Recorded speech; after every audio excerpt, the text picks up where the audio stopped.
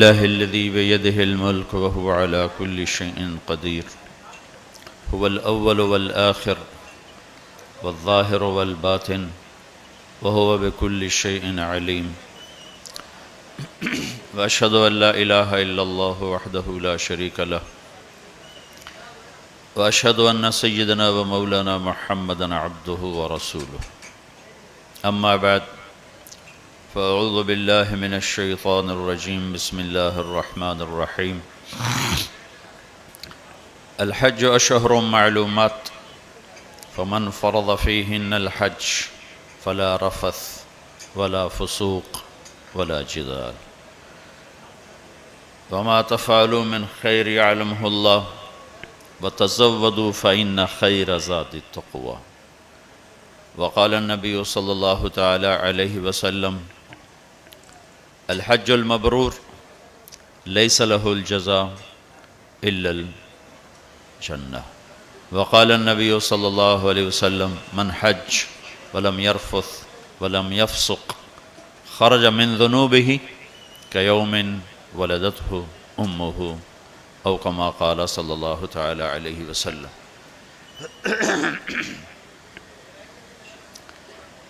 میرے بھائی اور بہنوں، اللہ تعالیٰ نے زندگی گزارنے کا ایک طریقہ ہمیں اپنے علم کامل سے عطا فرمایا ہے جس کا نام ہے اسلام۔ ان الدین عند اللہ الاسلام، کہ اللہ تعالیٰ نے یہ اب اعلان کیا ہے کہ اب صرف ایک ہی دین ہے جس پر چل کر کامیابی تک پہنچا جا سکتا ہے۔ اس کے علاوہ باقی جتنے راستے ہیں یا جتنے مذاہب ہیں اس کے بارے میں اللہ تعالیٰ فرما رہے ہیں وَمَن يَبْتَغِ غَيْرَ الْإِسْلَامِ دِينًا فَلَن يُقْبَلَ مِنْهُ وَهُوَ فِي الْآخِرَةِ مِنَ الْخَاسِرِينَ۔ اسلام کو چھوڑ کر جو کسی اور راستے پر چلے گا قبول نہیں ہوگا اور وہ آخرت میں ناکام ہو جائے گا۔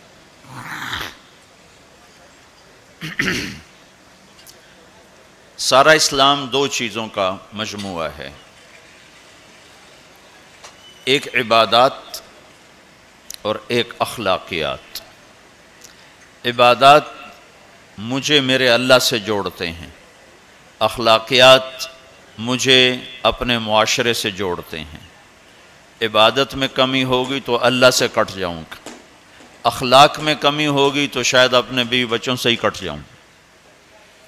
تو یہ دونوں لازمی پیپر ہیں۔ کچھ لوگ اس طرح سوچتے ہیں کہ جی خدمت خلق کرو، اللہ کو عبادت کی کیا ضرورت ہے، فرشتے ہی بہت۔ تو یہ بھی خطا پر ہیں۔ کچھ لوگ کہتے ہیں ہم حج کر کے اپنے سارے معاف کروا لیتے ہیں، واپس آ کے پھر اپنی چھری تیز کر لیتے ہیں، تو یہ بھی غلط۔ کچھ عبادت کی آڑ میں لوگوں کے حقوق ضائع کرتے ہیں اور کچھ اخلاق کی آڑ لے کر اللہ کے حق کو ضائع کرتے ہیں۔ یہ دونوں سوچ غلط ہے۔ چونکہ میں تو خود دنیا میں آیا نہیں، تو زندگی گزارنے کا بھی مجھے طریقہ معلوم نہیں۔ جس نے مجھے پیدا کیا وہی جانتا ہے کہ میرے لیے کون سا راستہ سلامتی کا ہے۔ ہم گھروں میں روزانہ دیکھتے ہیں، او بھائی چائے دودھ والے، او میاں بھائی یہ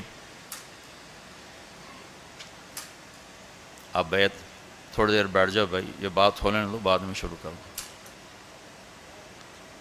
تمہاری تو کاروباری مجبوری، میری تو کوئی مجبوری نہیں ہے، لہذا میں تو جو بات سنانے آیا ہوں وہ اس میں خلل ہو رہا ہے، وہ آپ سن لیں پھر کھاتے پیتے رہنا۔ تو جب ہم اس دنیا میں اپنے ارادے سے نہیں آئے اور جانے کا ارادہ بھی کسی کا نہیں ہوتا، لیکن جاتے ہی ہیں اس سے کوئی راستہ بھی بچنے کا نظر نہیں آتا۔ صرف ایک ہستی ہیں محمد مصطفیٰ صلی اللہ علیہ وسلم، جن سے اللہ نے پوچھا آپ آنا چاہتے ہیں یا رہنا چاہتے ہیں؟ صرف ان کو یہ ایک اضافی اعزاز، اکرام، عزت کہ میرے حبیب سے پوچھو، ملک الموت کو حکم ہوا کہ ایک تو پوچھ کے اندر جانا ہے، بغیر پوچھے نہیں جانا، اور ایک اجازت لے کر لانا ہے، بن اجازت نہیں لانا۔ تو ملک الموت نے حاضر ہو کر یہ عرض کی، پہلے جبریل اندر آئے، 12 ربیع الاول 11 ہجری 7 جون 633 عیسوی اور 10 سے 12 کے درمیان کا ٹائم اندازاً۔ تو جبریل نے کہا یا رسول اللہ، باہر ملک الموت حاضر ہے، اندر آنے کی اجازت چاہتا ہے۔ آپ نے کہا کوئی رکاوٹ نہیں، آ جائے۔ تو اس نے آ کر آپ کو سلام کیا، السلام علیکہ یا رسول اللہ۔ پھر کہنے لگا آپ پہلی ہستی ہیں جن کو سلام کر رہا ہوں، آج تک کسی کو سلام نہیں کیا۔ پھر اس نے کہا آپ پہلی ہستی ہیں، اللہ نے فرمایا پوچھ کے اندر جانا، بن پوچھے نہ جانا۔ آپ پہلی شخصیت ہیں، اللہ نے فرمایا آنا چاہیں تو لے آنا، رہنا چاہیں تو چھوڑ کے آ جانا۔ اس لیے اب جو آپ فیصلہ کریں گے میں اسے پورا کروں گا۔ تو آپ نے فرمایا اگر میں کہہ دوں تو میری جان بھی نکالو گے؟ کہاں جی، آپ کی بھی نکالوں۔ تو اس پر آپ نے جبریل کو دیکھا آنکھوں سے ایسے، کیا کروں، جاؤں کہ رہ جاؤں؟ تو اس پر جبریل نے عرض کی یا رسول اللہ، اللہ آپ کی ملاقات کے شوق میں ہے، آگے آپ کی مرضی ہے۔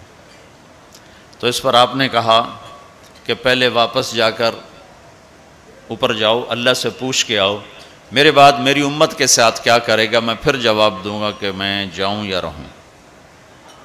یہ سوال اگر میرے نبی نہ اٹھاتے تو شاید آج ہم انسانی شکل میں موجود نہ ہوتے، کچھ ایسے ہی باندر بلے ہی پھر رہے ہوتے۔ جو کچھ اس امت نے کر دیا ہے پہلی امتوں سے بہت آگے کا کر دیا ہے، بیچ میں یہ رکاوٹ آ جاتی۔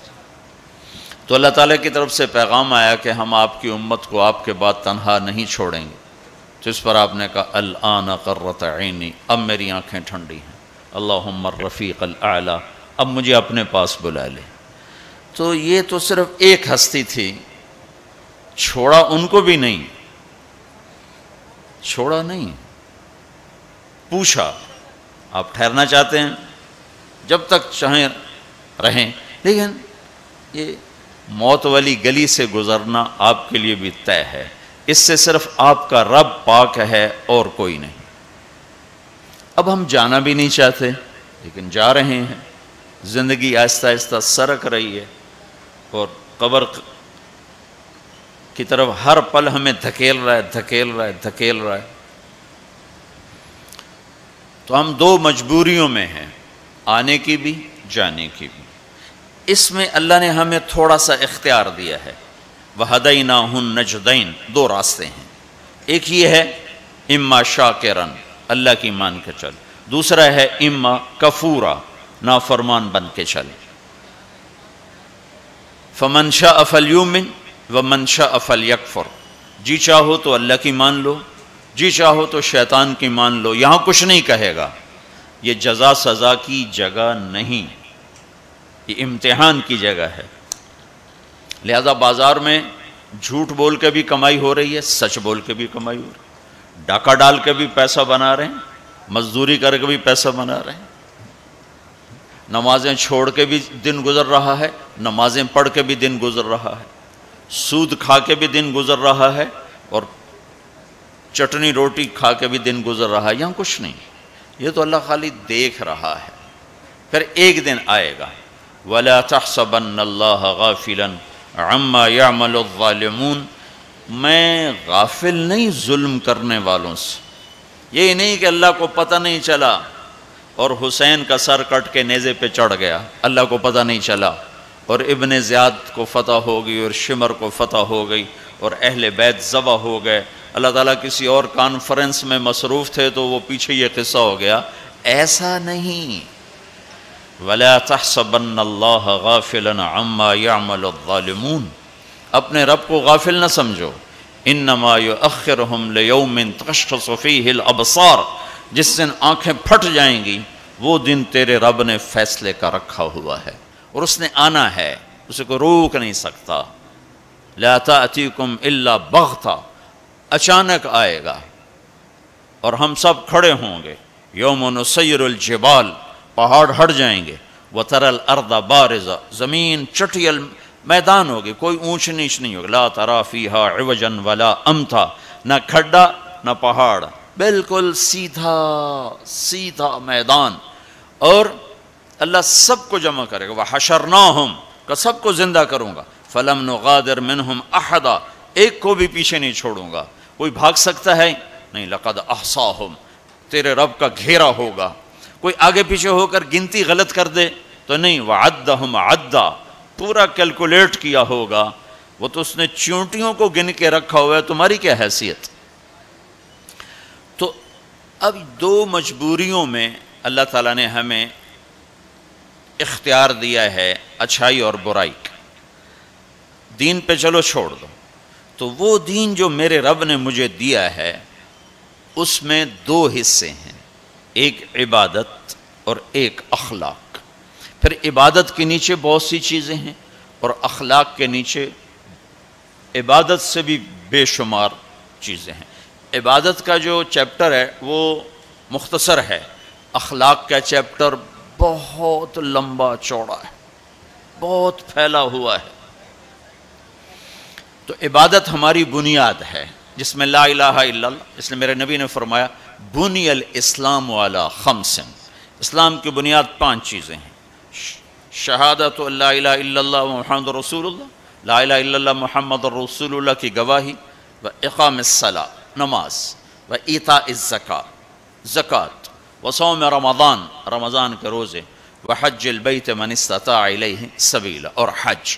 یہ 5 میں سے ایک اندر کا ایمان ہے جو نظر آنے والی چیز نہیں ہے، اور 4 نظر آنے والے کام ہیں، نماز ہے، زکوٰۃ ہے، روزہ ہے اور حج ہے۔ یہ 4 کسی نہ کسی طرح اس کی نشانی، افطاری ہو رہی، سحری ہو رہی، پتہ چلا کہ روزہ رکھا جا رہا ہے، نماز پڑھ رہے ہیں، پتہ چلا ہے نماز پڑھی جا رہی، زکوٰۃ دے رہے ہیں تو دینے والے کو پتہ چل رہا ہے، لینے والے کو پتہ چل رہا ہے کہ کچھ لیا دیا جا رہا ہے، اور حج تو کھلا عمل ہے، لاکھوں انسانوں کے ساتھ مل کے کیا جاتا ہے۔ یہ 5 چیزیں اللہ نے ہماری بنیاد بنائی ہیں، جس میں لا الہ الا اللہ بنیاد کی بھی بنیاد ہے۔ لا الہ الا اللہ اندر کی چیز ہے، محمد الرسول اللہ باہر کی چیز ہے۔ لا الہ الا اللہ ہم دکھا نہیں سکتے، محمد الرسول اللہ ہم چھپا نہیں سکتے۔ لا الہ الا اللہ بتانا پڑتا ہے، محمد الرسول اللہ چھپانا بھی چاہیں تو نہیں چھپا سکتے۔ لا الہ الا اللہ کے لیے کوئی دلیل دینی پڑے گی، میں صرف ایک اللہ کو مانتا ہوں، کیا دلیل ہے؟ نماز پڑھتا ہوں، روزہ رکھتا ہوں، مخلوق سے آگے ہاتھ نہیں پھیلاتا ہوں، پتھر کو سجدہ نہیں کرتا ہوں، بہت سارے دلائل دینے پڑیں۔ لیکن محمد رسول اللہ تو ایسے سامنے آتا ہے جیسے سورج سامنے آتا ہے، تو کوئی دلیل باقی نہیں رہ جاتی کہ جی کیا دلیل ہے کہ سورج ہے کہ پاگل دیکھ کھڑا ہوا ہے، یہ نظر آ رہا ہے، اس یہی سورج کا آنا اس کی دلیل ہے۔ تو پہلی چیز ہے لا الہ الا اللہ محمد رسول اللہ، لا کے ذریعے سے ساری کائنات کی نفی، کہ سب سے کٹ کے ایک اللہ سے جڑ جا، مشرق لا، مغرب لا، شمال لا، جنوب لا، آسمانوں پہ لا، زمینوں پہ لا، پتھروں پہ لا، پہاڑوں پہ لا، نوری پہ لا، ناری پہ لا، آفتابی پہ لا، خاکی پہ لا۔ لا کو ایسے پھرایا ہے میرے اللہ نے کہ اپنے سوا ہر شے کو کاٹ کے رکھ دیا ہے، کہ یہ کچھ نہیں، سب اللہ ہے۔ 0 0 0 لکھتے جاؤ، ساری کاپی بھر دو تو آپ نے کچھ بھی نہیں لکھا، اور 1 لگا دو پہلے 0 کے ساتھ، تو ہر 0 دوسرے سے طاقتور بنتا جا رہا ہے، بنتا جا رہا ہے، بنتا جا رہا ہے، بنتا جا رہا ہے۔ پیچھے الف کا کمال ہے، پیچھے 1 کا کمال ہے، 1 کو ہٹاؤ تو سب 0 ہے۔ اللہ اب ایک ہستی ہے تو جبریل طاقت ہے، صفر نہیں ہے. اللہ ہٹ جائے تو جبریل صفر ہے. میکائیل، اسرائیل، اسرافیل طاقت ہیں. اگر اللہ ہے، اللہ پیچھے ہٹ جائے تو یہ تینوں زیرو ہیں. جنت خوبصورت نعمتوں کا ٹھکانہ ہے، اس کے پیچھے ایک ہے. اللہ پیچھے ہٹ جائے تو جنت بھی زیرو ہے، اللہ پیچھے ہٹ جائے تو جہنم بھی زیرو ہے، اللہ پیچھے ہٹ جائے تو زمین آسمان کچھ نہیں ہے. لا کے ذریعے سے ہر چیز کو توڑ کر دل کا قبلہ اللہ بنا اور چہرے کا قبلہ بیت اللہ بنا، تو تب تیری نماز مکمل ہوگی، تب تیرا ایمان مکمل ہوگا. اس وقت دل کا قبلہ اللہ نہیں ہے، وہ پیسہ ہے. پیسہ ہے. دل کا قبلہ اللہ نہیں ہے، صرف کمائی ہے، صرف پیسہ ہے. تو اللہ تعالیٰ لا کے ذریعے سے کہتا ہے مجھے قبلہ بنا، دل مجھے دے. ابن آدم، اے آدم کی اولاد، انی لک محب فبحقی علیک کلی محبہ، میرے بندے میں تم سے پیار کرتا ہوں، تجھے میرے حق کی قسم تو بھی مجھ سے پیار کرنا سیکھ. اس دل کو اللہ کے لیے خالص کر، سب سے کٹ کر. اس لیے لا الہ لا الہ لا الہ تلوار چلتی ہے، لا الہ لا الہ لا الہ، پھر اللہ کے ساتھ تمام ہوتا ہے الا اللہ الا اللہ الا اللہ، صرف اللہ، نیچے بھی اللہ اوپر بھی اللہ. وَهُوَ الَّذِي فِي السَّمَاءِ إِلَٰهٌ وَفِي الْأَرْضِ إِلَٰهٌ، ادھر دیکھو تو اللہ اور اوپر دیکھو تو اللہ. رب المشرق والمغرب لا الہ الا هو فاتخذہ وکیلا، مشرق میں دیکھو تو اللہ اور مغرب میں دیکھو تو اللہ. للہ المشرق والمغرب فأینما تولوا فثم وجہ اللہ، جدھر منہ پھیرو گے سامنے اللہ کے جلوے ہیں، جدھر منہ پھیرو گے سامنے اللہ کی قدرت ہے، جدھر دیکھو گے اللہ کے نظام اور شاہکار ہیں. جو لا کہا وہ لا ہوا، وہ لا بھی اس میں لا ہوا، جز لا ہوا کل لا ہوا، پھر کیا ہوا؟ اللہ ہوا.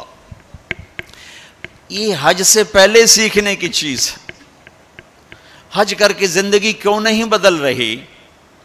وہ بغیر سیکھے جا کے بیٹھ جاتے. پہلی جماعت کے بچے کو ایم اے کا پرچہ پکڑا دو، لو جی حل کرو.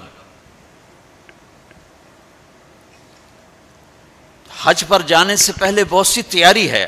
جیسے اب یہ آپ کو ظاہری تیاری کے لیے جمع کر رہے ہیں، یہ لے جانا ہے، وہ لے جانا ہے، یہ لے جانا ہے، وہ لے جانا ہے، یہ نہیں لے جانا، وہ نہیں لے جانا.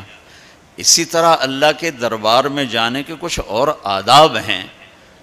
دربار شاہی میں جانا ہو تو اس کے آداب ہیں. وہ لا الہ الا اللہ سے شروع ہو رہے ہیں. لا الہ الا اللہ یہ اللہ کو دل میں اتارنے والا، محمد الرسول اللہ یہ اس وجود میں ڈھلنے کی محنت. میں کہا کرتا ہوں لا الہ الا اللہ پاسپورٹ ہے اور محمد الرسول اللہ ویزا ہے. لا الہ الا اللہ کے بغیر سفر نہیں ہو سکتا، محمد الرسول اللہ کے بغیر انٹری نہیں ہو سکتا. ابھی میں 10-12 ملکوں کا سفر کر کے آ رہا ہوں. ہر جگہ پاسپورٹ یہ جی، ویزا یہ جی، جاؤ جی.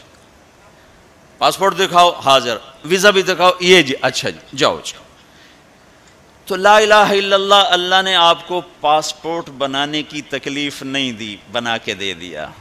ان سے پوچھو جو نئے مسلمان ہوتے ہیں. ایک دفعہ ہماری جماعت سوات میں تھی تو ایک نوجوان اسٹریٹ لائٹ کے نیچے پڑ رہا تھا.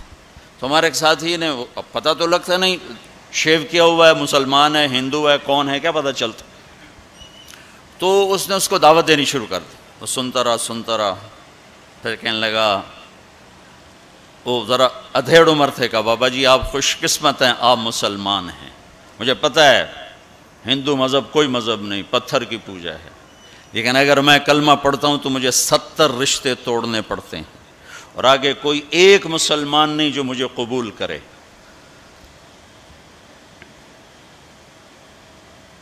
مجھے قبول کرنے والا کوئی نہیں، اور جن 70 رشتوں کو توڑوں گا اس کا آگے مسلمانوں کے پاس متبادل کوئی نہیں. مجھے پتہ ہے ہمارا کوئی مذہب نہیں ہے، لیکن میں بندھا ہوا ہوں. تو ہم اللہ کا شکر ادا کریں. پاسپورٹ اس نے بنا کے دے دیا. اب کہتا ہے ویزا تو لگوا لو، یہ اتنا تو کرو کہ ویزا تو لگواؤ. کم از کم میرے نبی کے سانچے میں تو ڈھل کے آؤ. اشبہت اعدائی فصرت احبہم اذ کان حبی منک حبی منہم۔ ابو نواس ایک شاعر ہے، وہ اپنے محبوب سے کہہ رہا ہے کہ تو دشمن کے روپ میں آئی تو مجھے دشمنوں سے بھی پیار ہو گیا، تو نے میرے دشمن کا روپ دھارا تو مجھے دشمنوں سے بھی عشق ہو گیا کہ تیری جھلک جہاں بھی ہوگی مجھے وہ پیاری لگے گی۔ تو یہ پہلا سبق ہے لا الہ الا اللہ محمد رسول اللہ۔ لا الہ الا اللہ اتنا اندر میں اترے کہ وہ بیج کی طرح اور گٹھلی کی طرح اپنی کومپل کو باہر نکالے، پھر وہ محمد رسول اللہ درخت بن کر پورے وجود پر چھائے اور پوری زندگی پر چھائے۔ تو یہ پہلی محنت۔ پھر اس کے بعد نماز ہے جو 5 وقت اللہ تعالیٰ نے فرض فرمائی، 50 دینی 5 تھیں، شروع 50 سے کیا۔ جب 5 ہی دینی ہے تو 5 سے ہی شروع فرماتے۔ میرے حبیب 5 نمازیں 50 پتہ ہے نہ پڑھی جا سکتی ہیں نہ دینی ہیں، صرف اس کی عظمت اور اہمیت بٹھانے کے لیے کہ وما خلقت الجن والانس الا لیعبدون، اس آیت کو ذہن میں بٹھانے کے لیے کہ نماز تو دوں گا 5 لیکن مطالبہ ہوگا 24 گھنٹے میں وہ زندگی گزارو جو نماز والی ہے۔ جیسے نماز میں تم ادھر ادھر نہیں دیکھتے ہو، تو تم جب باہر جاؤ تو تمہاری آنکھ حرام نہ دیکھے، اور نماز میں تم ہاتھ ایسے باندھ کے کھڑے ہو تو نماز کے باہر تمہارے ہاتھ ظلم کے فیصلے نہ لکھیں، ظلم کے فیصلے نہ لکھیں۔ جب ترازو غلط چلتا ہے تو یہ ظلم کا ہاتھ استعمال ہوا ہے۔ جب تمہاری زبان صرف چند مخصوص بول سکتی ہے، ادھر ادھر کا بولے گی تو نماز ٹوٹ جائے گی۔ ایسے جب تو نماز کے باہر ہو تو ایسا بول نہ بولو جس سے لوگوں کے دل ٹوٹ جائیں، ایسا بول جس سے نماز ٹوٹے۔ اس سے آدمی بڑی احتیاط کرتا ہے، لیکن ایسا بول جس سے اگلوں کے دل ٹوٹتے نہیں، جل کے راکھ ہو جاتے ہیں۔ وہ صبح سے شام تک زبان زبان زبان نماز، اور نماز اللہ نے 5 وقت مانگی۔ پھر اپنے حبیب پر تہجد فرض کی، قم اللیل الا قلیلا، میرا نبی باقیوں کے لیے نفل، آپ کے لیے فرض، رات کو میری آپ کی بات ہونی چاہیے۔ کیوں کہ ان لک فی النہار سبحا طویلا، آپ دن میں بہت مصروف رہتے ہیں دعوت تبلیغ کے کام میں، لہذا رات کا کچھ حصہ مجھے دیں جس میں میری اور آپ کی بات ہو۔ جس نے بھی اللہ کو پایا ہے رات کے آنسوؤں سے ہی پایا ہے، جس نے بھی اللہ کو ڈھونڈا ہے رات کے اندھیروں میں ڈھونڈا۔ عجب بات ہے، دنیا ڈھونڈنی ہو تو روشنی چاہیے، اللہ کو ڈھونڈنا ہو تو رات کا اندھیرا چاہیے۔ لیکن اب 10% لوگ نماز پڑھتے ہیں، 90% نہیں پڑھتے۔ حج پہ جا کے بھی نہیں پڑھتے، عادت ہی نہیں پڑھی ہوئی تو حج کے جا پہ بھی نہیں پڑھتے۔ نماز۔ تیسری چیز ہے زکوٰۃ، جو اللہ نے مالدار پر فرض کی ہے۔ اچھا ایک بیچ میں بات، جب ہمارے نبی 50 نمازیں لے کر واپس چل پڑے، کوئی بات ہی نہیں کی، اچھا یا اللہ ٹھیک، تو میں نے پڑھا تو کہیں نہیں، لیکن مجھے لگتا ہے کہ اللہ تعالیٰ نے موسیٰ علیہ السلام کو آگے کھڑا کیا ہوگا کہ میرا نبی تو 50 لے کے چل پڑا، اسے واپس بھیجو، اس کی امت نے تو 5 کو نہیں پڑھنی ہے، 50 کے تو پڑھن، اس کو میرے پاس واپس بھیجو۔ تو آگے موسیٰ علیہ السلام کھڑے ہوئے چھٹے آسمان پر، یا رسول اللہ سے ملاقات کیسی رہی؟ کہ بہت اچھی رہی۔ کیا ہوا؟ کہ 50 نمازیں ملی۔ کہ یا رسول اللہ میں آپ کی محنت کرتا ہوں، یہ کوئی نہیں پڑھیں گے، واپس جا کر تھوڑی کروائیں۔ پھر آپ واپس گئے سدرۃ المنتہا، تو اللہ نے کتنی کام کی؟ 5۔ چلو اللہ تعالیٰ 45 کٹھی اڑا دیتا، اچھا میرے حبیب 5، پھر واپس۔ پھر ہمارے نبی نے نہیں کہا یا اللہ بہت زیادہ ہیں، تسلیم و رضا، تسلیم و رضا۔ اللہم انی اسألک الرضا بعد القضاء، یہ دعا روز میرے نبی صبح و شام مانگتے تھے، اے اللہ مجھے اپنی تقدیر پہ راضی رہنے کی توفیق عطا فرما۔ پھر موسیٰ علیہ السلام کتنی؟ 45، واپس، پھر 5، پھر 5، پھر 5، اڑتے گئے 5 رہ گئے۔ پھر آگے موسیٰ علیہ السلام کھڑے ہوئے، یا رسول اللہ کتنی؟ کہا 5۔ کہا نہیں واپس جائیں، کوئی نہیں پڑھیں گے. کہا نہیں اب مجھے شرم آتی ہے, 5 ختم ہو رہی ہیں, اب گیا تو یہ 5 بھی چلی گئیں تو میری امت تو ختم ہو گئی, میری امت تو محروم ہو گئی, لہذا اب میں نہیں جاتا. کہا ٹھیک ہے آپ کی مرضی, ویسے مجھے پتہ ہے کہ یہ نہیں پڑھیں گے, چونکہ میری امت پہ 2 نمازیں فرض تھیں, انہوں نے وہ بھی نہ پڑھیں, یہ کراچی والے 5 کہاں پڑھیں. موسیٰ علیہ السلام چونکہ تجربہ کر چکے تھے, لیکن ہمارے نبی نے فرمایا نہیں اب مجھے شرم آتی, اب میں نہیں واپس جاؤں. جس نے پڑھنا ہوگا پڑھے گا, نہیں پڑھنا ہوگا نہیں پڑھے. ہر کوئی اپنے اپنے کیے کا اجر اللہ سے لے لے. صرف عظمت اور اہمیت بٹھانے کی. جب آپ اس 5 پر موسیٰ علیہ السلام کو انکار کر کے چل پڑے تو پیچھے سے اللہ کی آواز آئی, میرے حبیب پڑھنے کو 5 لیکن میرا بول وہی, لکھوں گا 50. ہر نماز 10 لکھی جائے گی, ہر نماز 10 لکھی جائے گی. پھر اللہ نے زکوٰۃ کو فرض کیا, مالداروں پہ زکوٰۃ. خذ من اموالہم صدقۃ تطہرہم بہا وتزکیہم وصلی علیہم. زکوٰۃ اتنا بڑا عمل ہے کہ اللہ تعالیٰ ہمیں کہتا ہے کہ میرے نبی پہ درود پڑھو, فرشتوں سے کہتا ہے میرے نبی پہ درود پڑھو, اور خود بھی کہتا ہے کہ میں اپنے نبی پر درود بھیجتا ہوں.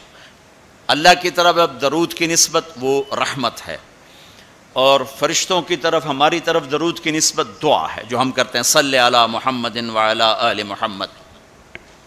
تو اللہ تعالیٰ نے ہمیں آپ کو, پوری دنیا کے اہل ایمان کو, فرشتوں کو حکم دیا کہ میرے نبی پر درود پڑھو, اور خود بھی پڑھتا ہے ان اللہ وملائکتہ یصلون علی النبی.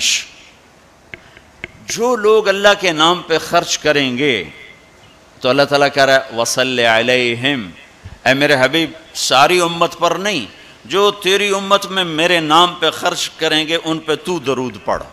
اگرچہ یہاں صلی دعا کے معنی میں ہے کہ تو ان کے لیے دعا کر, آپ ان کے لیے دعا فرمائیں. تو مال خرچ کرنے والوں کے لیے اللہ اپنے حبیب سے فرما رہے ہیں کہ ان کے لیے آپ دعا کریں. صلی علیہم ان صلاتک سکن لہم. آپ کی جو دعا ہوگی اور آپ کی جو صلات ہوگی, جو آپ کا درود ہوگا, دنیا اور آخرت کے سارے مسائل ان کے حل کر کے لے جائے گا. ان کی دنیا بھی سکھی کر دے گا, ان کی آخرت بھی سکھی کر دے گا. تو اللہ تعالیٰ نے زکوٰۃ فرض کی, اور بہت تھوڑی فرض کی. پہلی امتوں پر تھی 100 میں 10 روپے, اور ہماری ہے 100 پہ 2.5 روپے. اور اتنا فضل فرمایا کہ پورا سال پیسہ پڑا رہے, پھر کہا اس میں سے 2.5 روپے دے دو, 2,500 دے دو, اگر استعمال ہو جائے تو کوئی سال سے 1 دن پہلے اگر وہ مال خرچ ہو گیا ہے تو زکوٰۃ ختم ہو گئی. اور 82 دفعہ قرآن میں مال خرچ کرنے کا حکم آیا, 82 دفعہ. اور اللہ تعالیٰ نے ترغیب دی ہے کہ مالدار فقیروں پہ خرچ کریں. پھر اللہ تعالیٰ نے فقیروں کو ترغیب دیا کہ تم بھی جتنی وسعت ہو خرچ کیا کرو. میرے نبی نے ترغیب دی, سبق درہم 100,000 درہم, 1 روپیہ اللہ کے نام پہ خرچ کرنا 1,00,000 روپیہ خرچ کرنے سے بڑھ گیا. تو صحابہ نے عرض کی وہ کیسے بڑھ گیا؟ تو آپ نے کہا ایک آدمی کے پاس 2 روپے, ایک آدمی کے پاس کروڑوں روپے. جس کے پاس 2 روپے تھے اس نے 1 روپیہ اللہ کے نام پہ دے دیا, اور جس کے پاس کروڑوں تھے اس نے 1,00,000 دیا. جس نے 2 میں سے 1 دیا اس نے اپنے مال کا آدھا حصہ دیا. جس نے 1,00,000 دیا اس نے اپنے مال کا کوئی 1000واں حصہ دیا.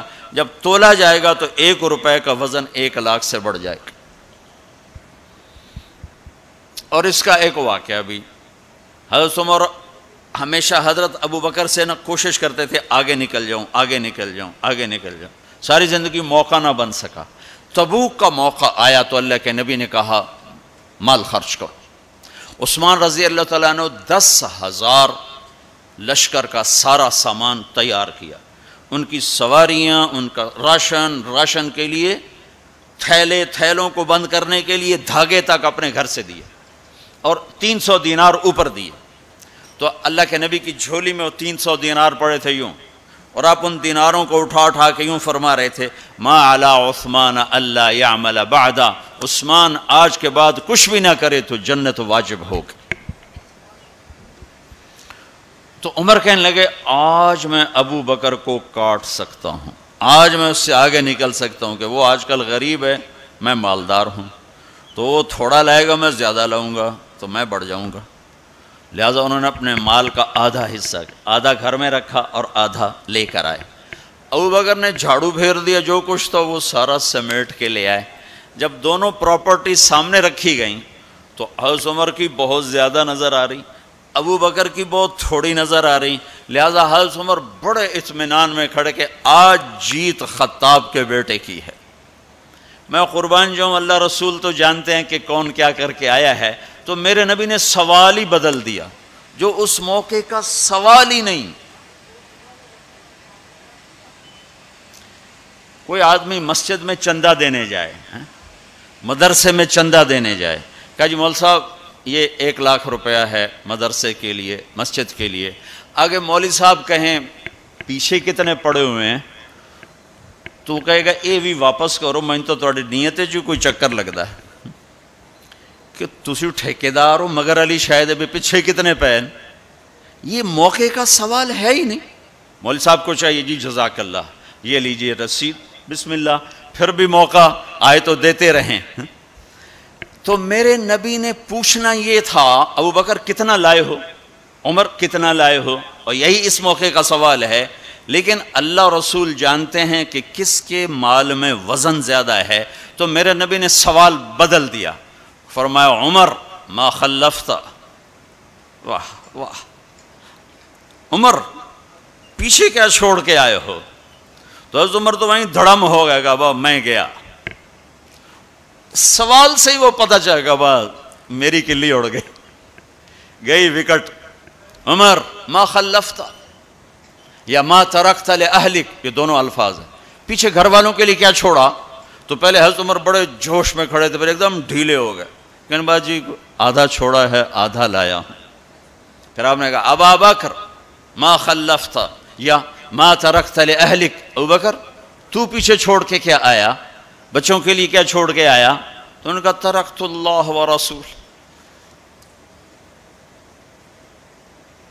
میں تو اللہ اس کے رسول کو چھوڑ کے آیا ہوں، باقی سب کچھ لے آیا. تو اس پر عمر کہنے لگے ابو بکر میں نہیں تجھ سے آگے بڑھ سکتا، کوئی بھی تجھ سے آگے نہیں بڑھ سکتا. اور اگلی سنو،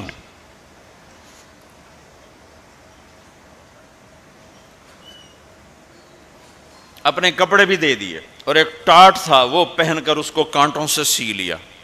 تو جبریل آئے، کہنے لگے یا رسول اللہ، اللہ تعالیٰ پوچھ رہے ہیں کہ ابو بکر نے یہ ٹاٹ کیوں پہنا ہوا ہے؟ تو آپ نے کہا کہ ابو بکر نے سارا کچھ اللہ اس کے رسول پہ لگا دیا ہے اس لیے یہ پہنا ہوا ہے. تو کہا یا رسول اللہ،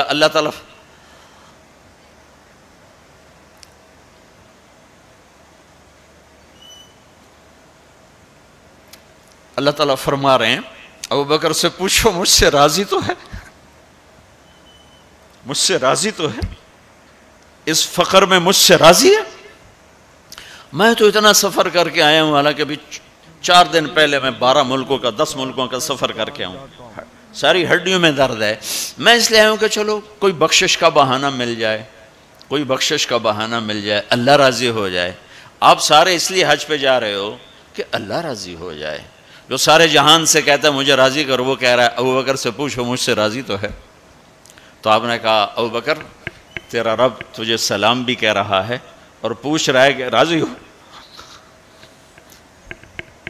تو ابو بکر کی چیخیں نکلی، میں اپنے رب سے راضی، میں اپنے رب سے راضی ہوں، میں اپنے رب سے راضی. میرے بھائیو بہنوں، زندگی ایسے گزار کے مرو کہ اللہ کو ملو تو اللہ خوش ہو کے مل رہا، ایسے نہ مرو کہ اللہ کی بارگاہ میں پیش کیے جا رہے ہوں مجرم بن کر، قیدی بن کر. تو اللہ اس کے رسول نے مال لگانے پر زور دیا. اللہ چاہتا تو سب کو مال دے دیتا، کسی کو فقیر کسی کو مالدار. مالدار کا شکر کا امتحان لیا، فقیر کے صبر کا امتحان لیا. کہ اللہ فقیر کا صبر دیکھے گا، مالدار کا شکر دیکھے گا. اور جب مالدار لوگ زکوٰۃ نہیں دیتے تو پھر عزتیں نیلام ہوتی ہیں. جب سب کچھ اپنے اوپر لگانے کا ذوق بن جاتا ہے. اور اپنے ہی بڑے بڑے زیور، کپڑے، گھر، گاڑیاں. یہ بھی لاہور کا واقعہ ہے.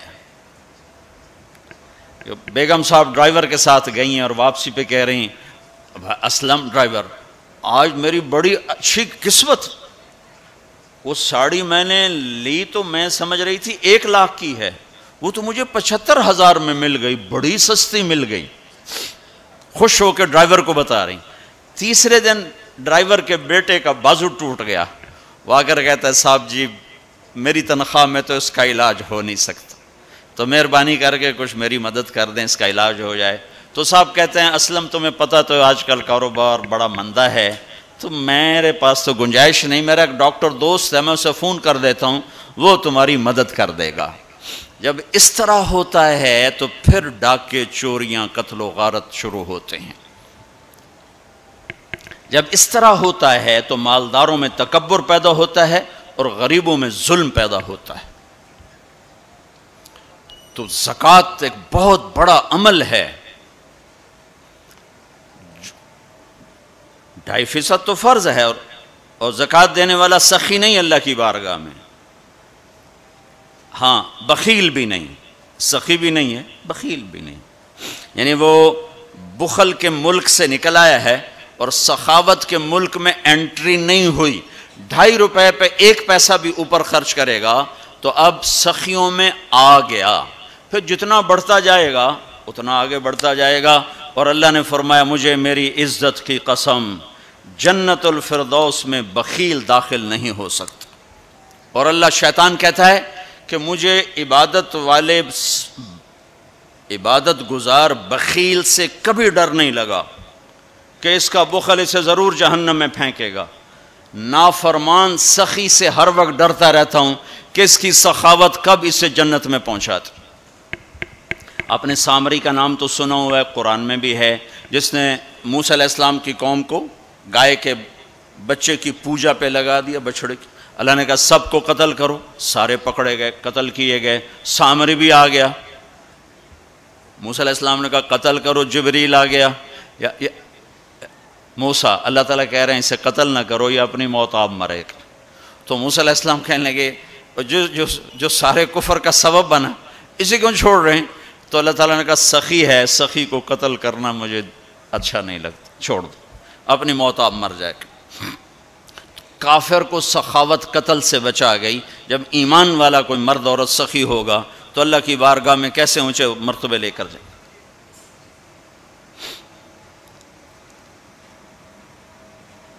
تو اپنے اوپر خرچ کرو وسعت کے مطابق. اللہ نے روکا نہیں ہے، منع نہیں کیا ہے، لیکن غریب کو بھی یاد کرو. زکوٰۃ کو فرض قرار دیا اور آپ نے فرمایا جس نے مزدور سے کام لیا اور اس کو مزدوری نہ دی، یہ تمہارے کراچی میں ہر وقت ہو رہا ہے، ہر جگہ ہو رہا ہے.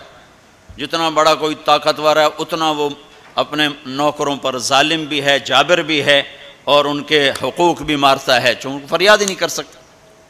میرا پنجاب کا زمیندارہ ماحول سارا ایسا ہی. تو آپ نے فرمایا جس نے مزدور سے کام لیا اور اسے موقع پہ تنخواہ نہ دی اور اس کے پیسے مار لیے، تو اس مزدور کا قیامت کے دن میں وکیل بنوں گا، میں اس کا کیس لڑوں گا. اور جس کا کیس میرے نبی نے لے لیا پھر اگلا کوئی بچ کے جا سکتا ہے کہیں؟ مزدور کا پسینہ خشک ہونے سے پہلے اس کے ہاتھ میں پیسے پکڑا دو. پھر مزدور سے فرمایا، یعنی دونوں طرف کا خوبصورت، کیا دین خوبصورت ہے، کہ جو اپنے نوکر کی، جو اپنے مالک کی نوکری بھی پوری دیانتداری سے کرے اور اللہ کی بندگی بھی دیانتداری سے کرے تو اسے ہر کام پہ دگنا اجر ملے گا. دگنا. یعنی میں 1 نماز پڑھتا ہوں، میری 10 ہیں، اس کی 20 ہوں گی. میں 1 روزہ رکھتا ہوں، میرا 1 ہے، اس کے 2 ہوں گے. میں 1 قرآن ختم کرتا ہوں، میرا 1 ہے، اس کے 2 ہوں گے. کہ ایک طرف اپنے مالک کے ساتھ دیانتداری سے نوکری کر رہا ہے اور ایک طرف اپنے اللہ کے ساتھ دیانتداری سے بندگی کر رہا ہے، دگنا اجر ہو جائے گا. تو مال خرچ کرنا یہ تیسری بنیاد. چوتھی بنیاد ہے روزہ. لا الہ الا اللہ یہ کلمہ تعارف ہے، کلمہ معرفت ہے۔ نماز اس تعارف کو محبت میں بدلنے کا ذریعہ ہے۔ زکوٰۃ، لا الہ الا اللہ، یہ تعارف ہے۔ نماز یہ تعلق پیدا کرتی ہے، زکوٰۃ یہ محبت پیدا کرتی ہے، اور روزہ یہ عشق پیدا کرتا ہے۔ یہ یوں ترتیب چل رہی ہے ایسے سے۔ ایک دم حج پہ ہم چڑھ جاتے ہیں نا، یہ پچھلی سیڑھیاں طے نہیں کرتے، جیسے جاتے ہیں ویسے ہی واپس آ جاتے ہیں۔ تو لا الہ الا اللہ محمد رسول اللہ یہ تعارف کا کلمہ ہے، تعارف ہو رہا ہے، پہچان ہو رہی۔ جیسے میرا باپ کا ایک تعارف ہو رہا ہے، چہروں سے ہم پہچان رہے ہیں ایک دوسرے کو، کسی کو ہم نام سے پہچانیں گے، پھر ملتے رہیں گے تو تعلق بن جائے گا، ایک دوسرے پر خرچ کریں گے تو وہ محبت بن جائے گی۔ تو لا الہ الا اللہ محمد رسول اللہ یہ کلمہ معرفت ہے، پہچان۔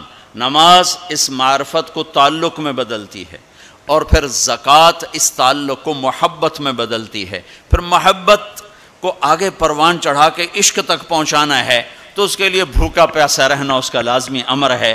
تو اس کے لیے روزہ رکھا گیا کہ روزے رکھ، اللہ کے لیے بھوکا بھی رہے اور پیاسا بھی رہے۔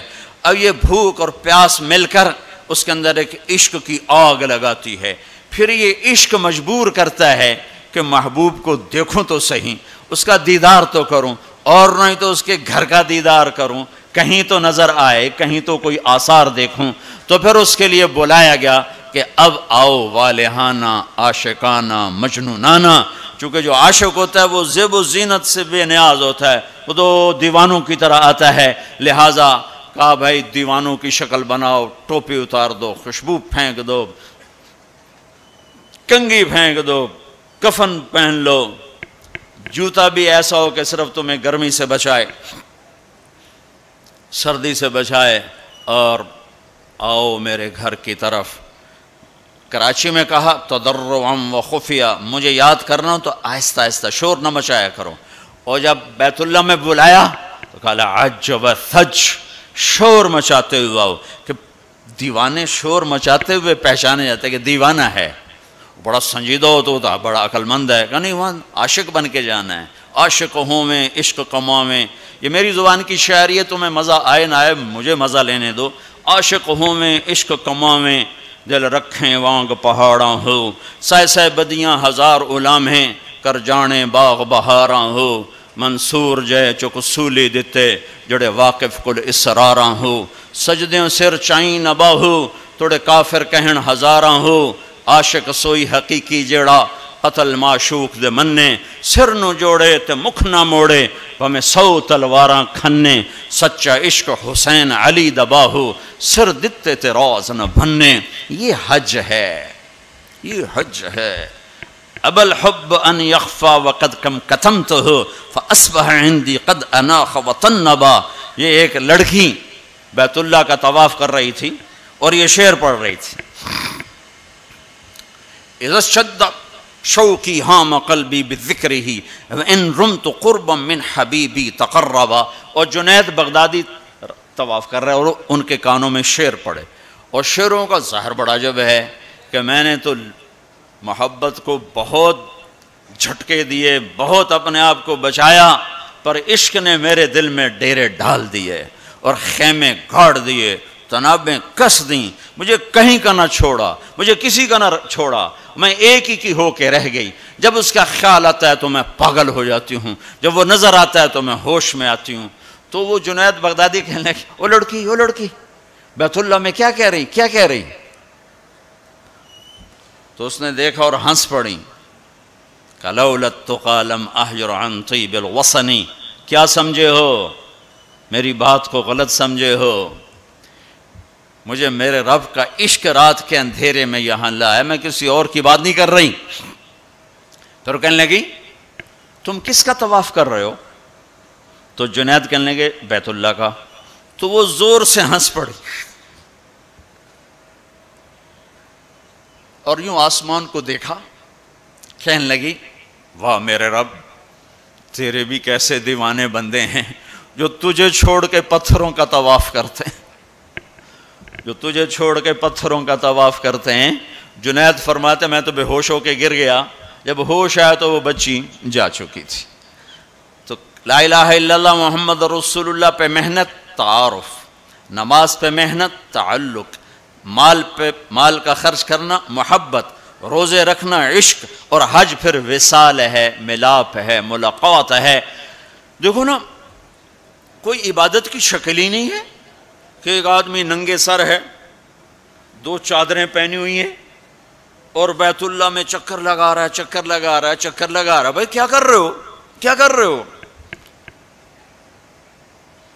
کہ اچھے کوٹھے تے چڑھ دیکھا، ابھا دیکھا لمحہ دیکھا، ڈٹھی دل کو دیواں ٹیکاں، سجن مل سم کے مر پوساں۔ یہ طواف ہے کہ میں تو کبھی دائیں دیکھتی ہوں، کبھی بائیں دیکھتی ہوں، کبھی آگے کبھی پیچھے، کہیں میرا محبوب نظر آئے، نہ نظر آئے تو میں مر جاؤں گی، جان کی بازی ہار بیٹھوں گی۔ میں محبوب کی تلاش تیرے کوچے اس بہانے، مجھے دن سے رات کرنا، کبھی اس سے بات کرنا، کبھی اس سے بات کرنا۔ حج عشق ہے، وہ ہمیں حاصل نہیں ہوتا ہے، لہذا تھوڑی سی تکلیف آتی۔ عثمان جی پیسے اتنے لائے نہیں تھے، کی کیتا جے ساڑھے نہ، کیونکہ وہ تو کھانے پینے کا پروگرام ہے، کھابا پروگرام ہے، کیا بوفے مجھے یاد نہیں آ رہا تھا، بوفے ٹھنڈا ملا ہے، اس کے تو تصور میں ہی نہیں ہے کہ میں کسے ڈھونڈنے آیا ہوں۔ ایسا تو نہیں حسین بچوں سمیت نیزوں پہ چڑھ گئے تھے، ایک بول کے ساری نسل بچا سکتے۔ کون سی نسل؟ اہل البیت۔ کون سی نسل؟ آل الرسول۔ کون سی نسل؟ کائنات کی پاکیزہ ترین نسل۔ ایک بول پہ وہ اپنی بچا سکتے، اور جنت کا بھی کوئی نقصان نہ تھا۔ کہا نہیں، اللہ پہ سودا نہیں ہو سکتا، کاٹ دو۔ تمہارا تاجر جھوٹ بولنے کو تیار، جھوٹ چھوڑنے کو تیار نہیں، سود چھوڑنے کو تیار نہیں۔ کتنے بڑے تاجروں نے میرے ساتھ متھا مارا کہ سود کے بغیر تجارت چلا کے دکھاؤ، سود کے بغیر تجارت کیسے چلے گی؟ کہ اللہ مطلب اللہ کو مقصود نہیں بنایا، اللہ کو ڈھونڈنا پانا اور اللہ کی طلب زندگی کا مقصد نہیں بنایا۔ یہی دھوکے کے گھر اور مچھر کے پر اور مکڑی کے جالے کی دوڑ ہے۔ اسی کو عزت سمجھا، اسی کو بڑائی سمجھا، اسی کو بلندی سمجھا، اسی کو معراج سمجھا۔ آج آنکھ بند ہوگی تو پتہ چلے گا کہ میں تو کسی بہت بڑے دھوکے کا شکار ہو کے آیا ہوں۔ اس لیے قیامت کا دن کو یوم التغابن بھی کہتے ہیں، تغابن کے نام پر سورت اتری ہے کہ اس دن لوگوں کو پتہ چلے گا ہائے دھوکے میں رہ گئے۔ ذالک یوم التغابن، یہ ہے جس دن دھوکہ کھلے گا کہ ہم تو دھوکے میں رہ گئے۔ تو بھائیو بہنوں، حج کا اصل موضوع سمجھو، اللہ کو پانا اور اللہ کے لیے جینا اور اللہ کے لیے مرنا اور اللہ پہ مٹ جانا، یہ حج کا مغز ہے، یہ حج کی روح ہے۔ باقی اس کے اعمال ہیں، کچھ سفر کی ضرورتیں ہیں، کچھ وہاں رہنے کی ضرورتیں ہیں، کچھ حج کے جو شرعی اعمال ہیں کچھ ان کی ضرورتیں ہیں، لیکن جو حج کی روح ہے وہ ہے اللہ کو ڈھونڈنا، قبلہ بدلنا، قبلہ یہ دل اللہ کو دینا۔ ایک صحابہ نے پوچھا یا رسول اللہ مل اسلام، یا رسول اللہ اسلام کیا ہے؟ آپ نے کہا ان تسلم قلبک للہ، دل اللہ کو دے دے، یہ اسلام ہے، دل اللہ کو دے دے، یہ اسلام ہے۔ تو بھائیو بہنوں طے کر کے جاؤ کہ زندگی کو بدل کے واپس آنا۔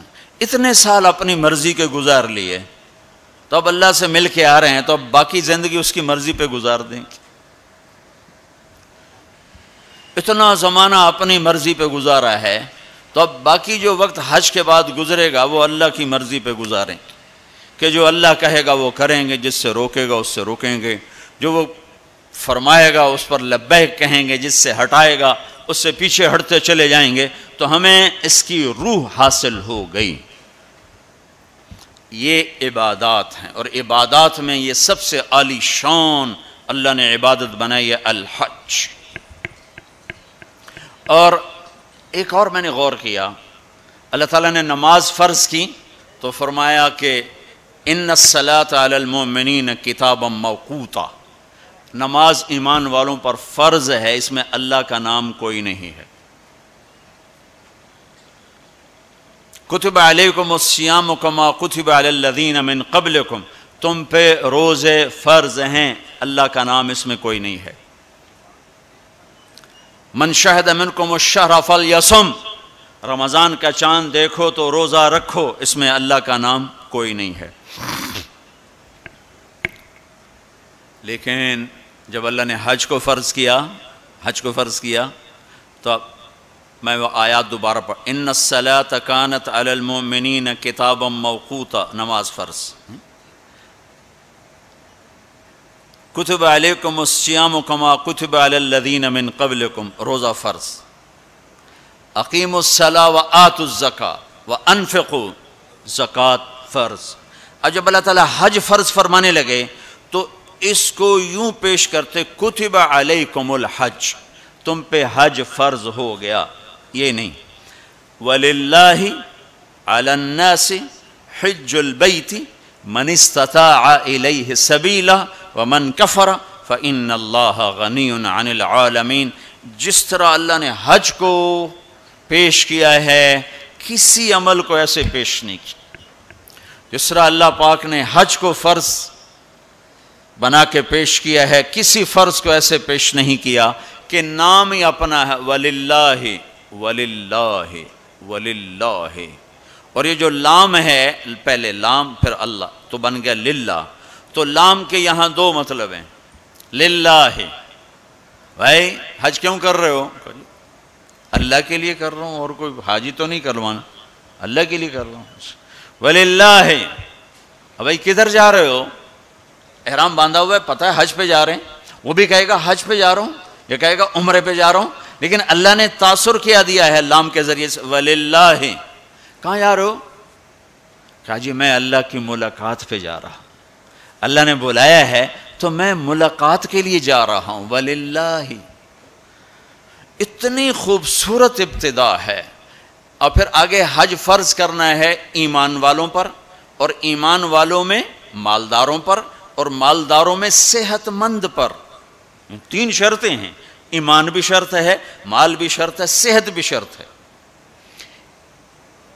مال والا ہے، صحت کوئی نہیں، حج ساقط۔ ایمان والا ہے، مال کوئی نہیں، حج معاف۔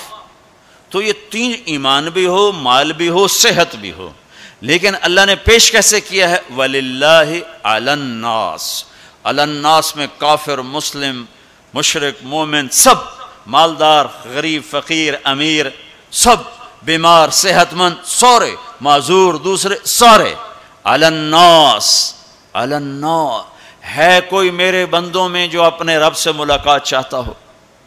ہے کوئی جو اللہ کی ملاقات چاہتا ہو؟ انداز یہ ہے۔ اور آگے چونکہ صرف مالداروں کو اور صحت مند کو لینا ہے تو کہا حج البیت من استطاع الیہ السبیلا، اس کو آخر میں لائے، پہلے نہیں لائے، آخر میں لائے کہ ہاں بھائی تمہارے رب کی تمنا تو یہ ہے کہ سارے ہی آ جاؤ میری ملاقات کے۔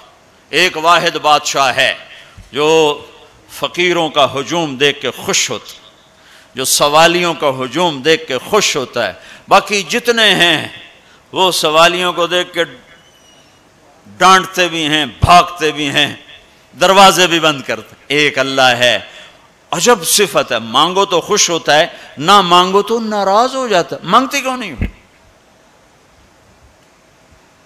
سب سے آخری جنتی کو اللہ تعالیٰ بڑے مزے سے نکالے گا جنت،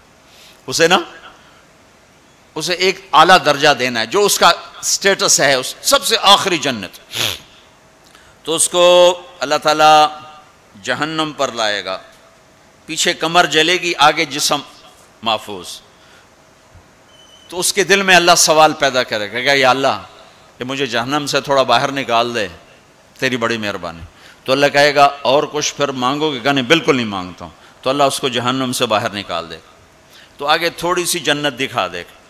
اب آدمی کی حرص و ہوس تو ختم ہو نہیں سکتی، تھوڑی دیر بعد کہے گا یا اللہ وہ چھوٹی سی جنت مجھے دے دے، تیری بڑی مہربانی۔ تو اللہ کہے گا پھر اور تو نہیں مانگے گا؟ کہ نہیں، بالکل تیری عزت کی قسم نہیں مانگتا ہوں۔ تو اللہ وہاں پہنچا دے گا۔ تھوڑی دیر کے بعد ایک اور اس کو درجہ دکھا دے گا. جب ادھر دیکھے گا پہلے آدمی پیدل اور کہتے اللہ سائیکل ہی دے دے, جب سائیکل آ جاتا ہے پھر کہتا ہے اللہ موٹر سائیکل دے دے, جب موٹر سائیکل آ جاتا ہے پھر کہتا ہے یا اللہ گڈی دے دے چاہے سزوکی کیوں نہ ہوئے, جب سزوکی آ جاتی پھر یا اللہ ٹوٹا ہی دے دے. تو آدمی کا ہرس آگے آگے جاتا ہے, تو تھوڑی دیر تک تو دیکھتا رہے گا, پھر چپ رہے, پھر کہے گا جی اللہ یہ مجھے درجہ دے دے, تیری بڑی مہربانی. تو اللہ فرمائیں گے پھر آگے تو نہیں مانگو گے, نہیں تیری عزت کی قسم آگے نہیں مانگتا. تو اللہ وہاں پہنچا دے گا, پھر اس کا اصلی مقام اس کو ظاہر کرے گا جہاں اس نے جانا ہے. وہ آخری جنتی, میرے نبی نے فرمایا میں آنکھوں سے دیکھ رہا ہوں جہنم سے نکل رہا ہے اور جنت میں جا رہا ہے, اس کا نام ہوگا جوہینہ. میرے نبی نے بتایا اس کا قبیلہ ہوگا جوہینہ, عرب قبیلہ ہے, عرب. اور جب وہ اس کو وہ آخری جنتی, اس کو اس دنیا سے 10 گنا بڑی جنت اللہ عطا فرمائے گا, اس زمین سے 10 گنا بڑی. تو اللہ یوں دکھائے گا, تو اب وہ اس کو دیکھے گا تو اب جو نظر آ رہا ہے وہ حقیر ہو جائے گا. تو پھر اس کو سوچ آئے گی جو ہن منگے آتا کہ دیں ریورس گیئر نہ لگ جائے, دوبارہ پیچھے دوزخ کی واپسی نہ ہو جائے. تو لہذا چپ, اندر میں ابال اٹھ رہے ہیں کہ مانگوں, اور ڈر لگ رہا ہے کہ اتنی دفعہ قسمیں کھائیں توڑ دیں, قسمیں کھائیں توڑ دیں, تو کہیں اللہ تعالیٰ کہ چل بہنوں واپس کر دو. تو لہذا چپ کر کے بیٹھو, اللہ تو اندر کا بھیج جانتا ہے. ہائے ہائے, تھوڑی دیر کے بعد اللہ کہے گا مانگتے کیوں نہیں ہو, مانگتے کیوں نہیں, کہے گا یا اللہ سألتک حتی استحییت وحلفت فیک حتی استحییت, یا اللہ میں نے اتنا مانگا کہ اب مانگتے شرم آتی ہے, اور اتنی دفعہ قسمیں توڑی ہیں کہ اب قسم توڑتے ہوئے شرم آتی ہے. تو اللہ تعالیٰ فرمائیں گے واہ واہ تو نے مجھے لگتا ہے سمجھائی نہیں, اچھا اگر میں تمہیں دنیا سے 10 گنا بڑی جنت دے دوں تو راضی ہے؟ تو کہے گا یا اللہ رب ہو کے مذاق تو نہ کر میرے ساتھ. تو اللہ تعالیٰ فرمائے کہ مذاق نہیں کر رہا ہوں, چل تیرے لیے دروازے کھل گئے ہیں. تو اللہ واحد شہنشاہ ہے, مانگو تو خوش ہوتا, نہ مانگو تو ناراض ہوتا, اور جتنا مانگو اتنا خوش ہوتا. بعض لوگ اشکال کرتے ہیں کہ یہ اتنے نیک آدمی ہیں, یہ دعائیں مانگ مانگ کے تھک گئے, ان کی قبول ہی نہیں ہو رہی, اور یہ فلاں آدمی ایسا ہے کہ وہ ایک کام سیدھا نہیں, دعا کرتا ہے قبول ہو جاتی. تو میرے نبی نے فرمایا کہ ایک اللہ کے تعلق والا بندہ یا بندی اپنی ضرورت میں اٹکا ہوا ہے اور اللہ سے مانگ رہا ہے اور رو رہا ہے, اوپر سے دروازہ نہیں کھل رہا ہے, کہتا پتہ نہیں کیا ناراضگی ہو گئی ہے. حتیٰ کہ فرشتے سفارش کرتے ہیں کہ یا اللہ یہ اتنے دیر سے بیچاری رو رہی ہے, یہ اتنے دیر سے رو رہا ہے, یا اللہ اس کا کام کر دے. تو اللہ تعالیٰ فرماتے احب ان اسمع حنینہ, مجھے اس کا رونا بڑا پیارا لگ رہا ہے, میں چاہتا ہوں کچھ اور رو لے. دے دیا تو پھر کہیں رونا, لہذا میں چاہتا ہوں تھوڑا یہ رو لے, اس لیے لیٹ ہو رہا ہے, اس لیے لیٹ نہیں ہو رہا کہ میں ناراض ہوں.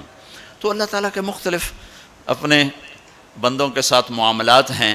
تو حج میرے بھائیو بہنوں, وَلِلَّهِ عَلَى النَّاسِ حِجُّ الْبَيْتِ مَنِ اسْتَطَاعَ إِلَيْهِ سَبِيلًا, آؤ بھائی آؤ, اپنے رب کی ملاقات کے لیے آؤ, سارے آؤ, ایمان لے کر آؤ, کافر کلمہ پڑھ لو اور کلمے والے تیاری کر لو.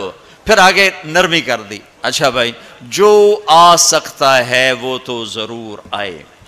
اس پیشکش میں اتنی محبت تھی کہ سننے والے کو یہ شک پڑ سکتا تھا کہ لگتا ہے اللہ کو ہمارے حج کی ضرورت پڑ گئی ہے, تو پھر ومن کفر, نہیں آؤ گے نا, یہاں کفر سے مراد کافر ہونا نہیں, ومن کفر, جو حج پہ نہیں آتا, فإن اللہ لغنی عن العالمین, تو مجھے صرف تمہاری نہیں, مجھے تو کل کائنات کی پرواہ کوئی نہیں, تم نہیں آؤ گے تو کیا ہو جائے گا.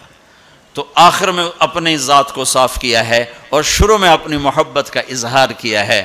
تو بھائیو بہنوں یہ نیت کر کے جاؤ کہ واپس والی زندگی وہ نہیں ہوگی جو پہلے تھی, وہ نہیں ہوگی جو پہلے تھی.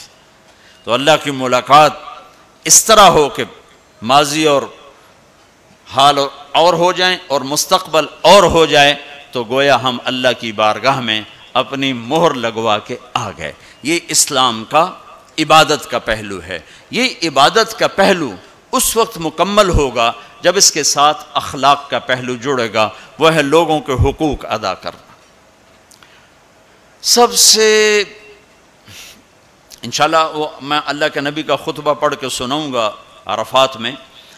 3 دن آپ نے تقریر فرمائی، تینوں دن ایک ہی جگہ سے بیان شروع کیا، لوگو تمہاری عزتیں، تمہارے جان، تمہارے مال ایک دوسرے کے لیے حرام ہو گئے، کسی کی عزت پہ، کسی کے مال پہ، کسی کی جان پہ ہاتھ نہ ڈالنا۔ اور آخری جملہ ہے لا ترجعوا بعدی کفارا یضرب بعضکم رقاب بعض، دیکھو میرے بعد کافر نہ ہو جانا کہ ایک دوسرے کے گلے کاٹتے پھر رہے ہو، ایک دوسرے کے گلے کاٹتے پھرنا گویا میرے نبی کی نظر میں کافر ہو جانا ہے۔